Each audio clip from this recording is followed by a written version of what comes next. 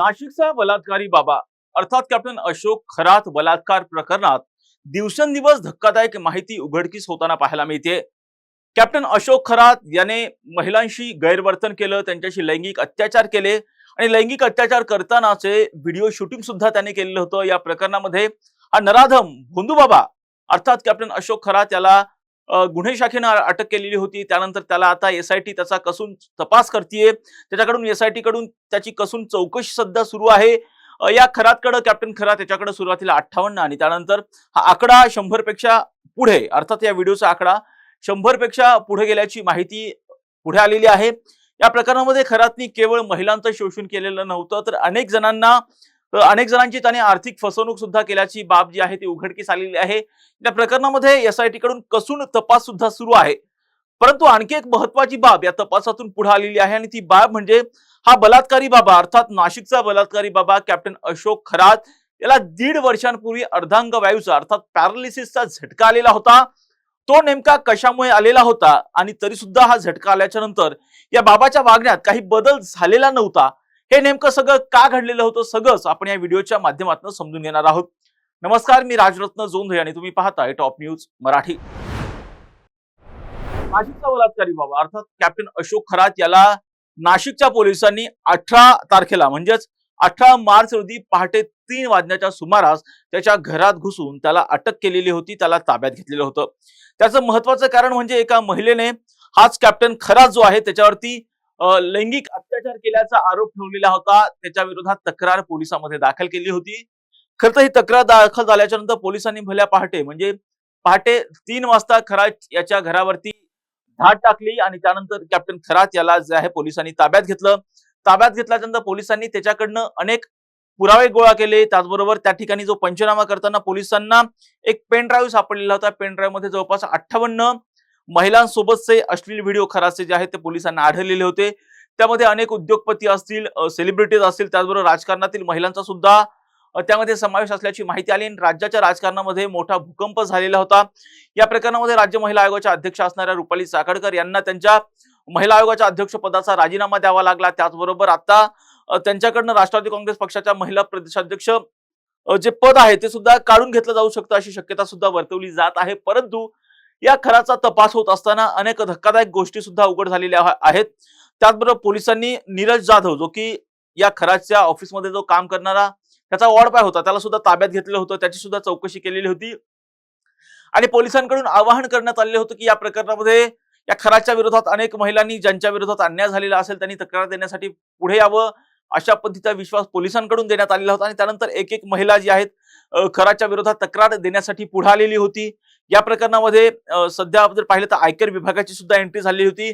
खरातनं मोठ्या प्रमाणामध्ये त्याची अवैध संपत्ती असल्याची सुद्धा माहिती आहे। जवळपास खरात आणि त्याच्या कुटुंबाच्या नावावरती तब्बल 52 सातबारे असल्याची माहिती पुढे आलेली होती। या प्रकरणामध्ये सामायिक भागीदार म्हणून अनेक प्रशासकीय अधिकाऱ्यांचा सुद्धा त्यांच्या कुटुंबियांचा सुद्धा समावेश होता। त्यामुळे हे प्रकरण जेवढं होतं वाटतं तेवढं सोपं नव्हतं। या प्रकरणामध्ये अनेक हाय प्रोफाईल हे प्रकरण होतं आणि त्यामुळे या प्रकरणाचा जो आहे तो कसून एसआयटी मार्फत तपास सुद्धा सुरू होता।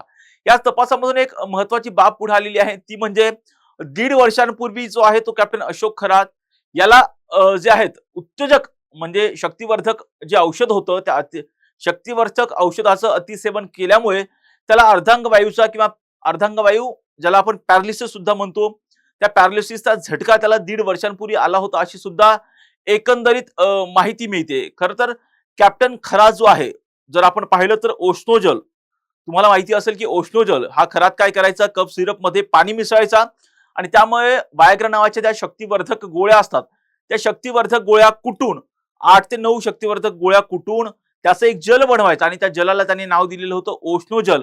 अशा पद्धतीचा आरोप अंजली दमानिया यांनी केलेला होता आणि अशाच पद्धतीचं जल तो भक्तांना द्यायचा। हे जल घेण्यासाठी अनेक राजकारणी त्यांच्या गाड्या पाठवायच्या, अनेक लोक मोठमोठे उद्योगपती जे आहेत ते हेलिकॉप्टर सुद्धा पाठवायचे अशी सुद्धा माहिती असे आरोप सुद्धा अंजली दमानिया यांनी कॅप्टन खरात यांच्यावरती केलेले होते। या बाबतीत सुद्धा एसआयटी कडून तपास सुरू आहे। परंतु भक्तांना तो अशा पद्धतीचा औषध द्यायचा परंतु तो अशा पद्धतीचं शक्तिवर्धक औषध सुद्धा घ्यायचा, अतिसेवन करायचा शक्तिवर्धक औषधाचं आणि त्यामुळे त्याला 1.5 वर्षांपूर्वी खरातला जो आहे तो अर्धांगवायूचा झटका आलेला होता. महिलांचं लैंगिक शोषण करणारा, त्यांच्यावर अत्याचार करणाऱ्या खरात जो आहे हे जे उत्तेजक औषध होतं, जे शक्तिवर्धक औषध होतं, ते घेतल्यामुळे त्याची प्रकृती सुद्धा चिंताजनक झालेली होती. अर्धांगवायूचा झटका आल्यामुळे त्याची प्रकृती चिंताजनक झालेली होती आणि त्यामुळे त्याला तातडीनं नाशिक शहरामधील एका खासगी रुग्णालयामध्ये उपचारासाठी सुद्धा 1.5 वर्षापूर्वी दाखल करण्यात आलेलं होतं आणि त्याच्यावरती त्याच्याच एका डॉक्टर भक्तानं उपचार सुद्धा केलेले होते अशी माहिती सुद्धा मिळते. मात्र हा जो अर्धांगवायूचा झटका आलेला होता, हा जो पॅरालिसिसचा झटका आलेला होता खरातला, त्या झटक्याचे परिणाम त्याच्या शरीरावर सुद्धा झाल्याचं जे आहे ते पाहायला मिळते. कारण भोंदूबाबा खरात जो आहे त्याच्या हाताची हालचाल सुद्धा कुठेतरी आता मर्यादित झाल्याचं सुद्धा पाहायला मिळतंय. त्याचबरोबर त्याचा भुवईवरही सुद्धा कुठेतरी परिणाम झाल्याचं स्पष्टपणे दिसून येत आहे. खरं तर शक्तिवर्धक असेल, उत्तेजक औषध घेणं हे खरातच्या जीवावरती बेतलेलं होतं आणि त्याला त्याच्या भक्तांनीच यामधून वाचवल्याचं सुद्धा पुढे आलेलं आहे. खरं तर या प्रकरणामध्ये अनेक धक्कादायक खुलासे होत आहेत. पोलीस कसून शोध घेत आहेत.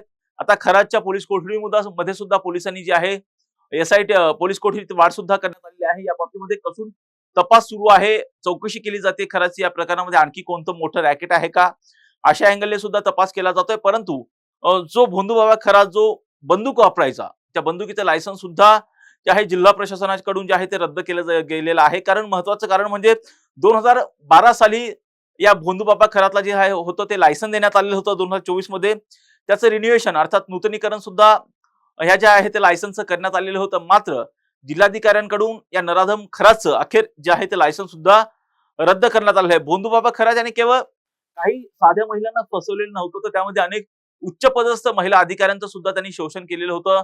यामध्ये एका बड्या अधिकाऱ्यांच्या बायकोचं सुद्धा त्यांनी शोषण केलं होतं. त्याला आपल्या जाळ्यामध्ये ओढलं असल्याची सुद्धा माहिती जी आहे ती पुढे येते. खरं तर या प्रकरणामध्ये आणखी कोणती धक्कादायक बाब उघडकीस येते, त्याचबरोबर भोंदूबाबा खरात याच्या चौकशीतून कोणती माहिती उघडकीस येते आणि याचं रॅकेट किती मोठं आहे हे आगामी काळामध्ये कळणारच आहे.